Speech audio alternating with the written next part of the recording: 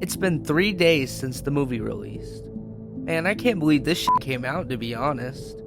Us Five Nights at Freddy's enthusiasts have been waiting 8 whole years. That's been almost half of my life. If you haven't noticed, Five Nights at Freddy's is one of my favorite horror game franchises ever, being the first video I made on this channel to being the reason I started making videos at all. But that's not what we're here today to talk about. Today, I want to talk about the highly anticipated Five Nights at Freddy's movie that had a chance of never even coming out. My name is Lumi. Enjoy.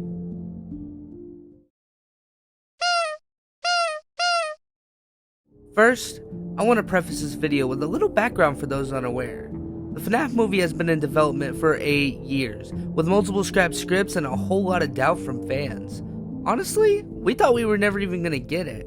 But out of the blue, on October 5th, 2022, Jason Blum was like, "Oh yeah, it's gonna happen alright, buckle up bitches." The fans were still skeptical, so today we're gonna get into if I think the fans were right in feeling that way. The Five Nights at Freddy's movie was completed on April 3rd and just released on October 26th on Peacock and the 27th in theaters. First, I'll do a no spoiler review, then we'll get into the juicy details. There's a lot of good and bad that came with this movie. The acting was pretty great. I think the dialogue was great and felt kind of natural, except for Vanessa.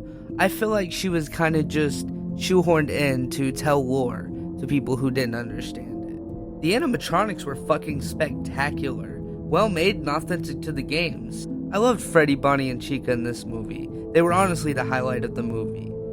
The animatronic characters here do get a bit quirky at night. Speaking of highlights of the movie, Matthew Lillard was a joy to see in this movie.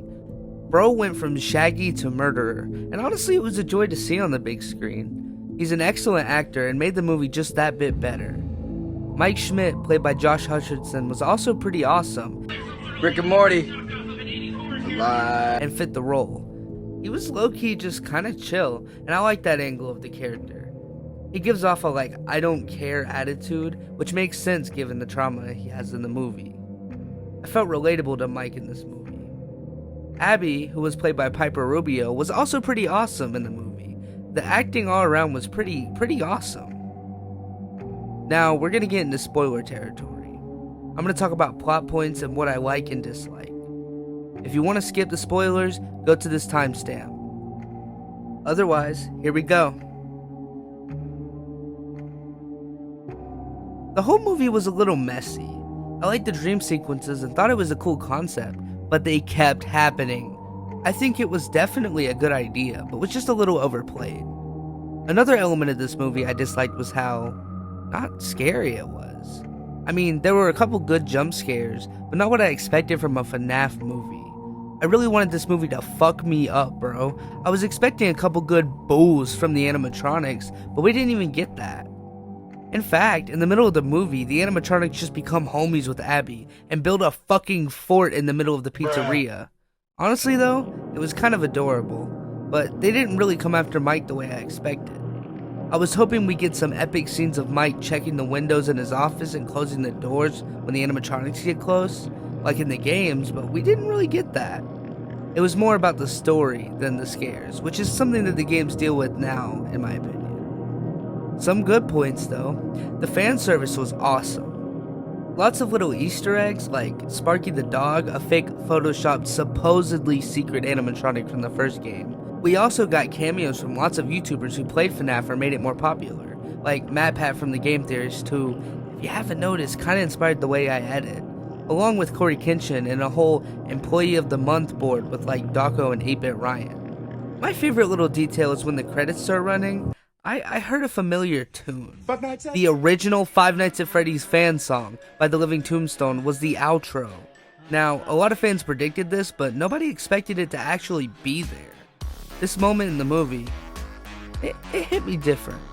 As someone who grew up on this game series, that part of the movie just hit me in a special part of my heart, especially since I wanted it to be in the movie, but expected it to not be in it.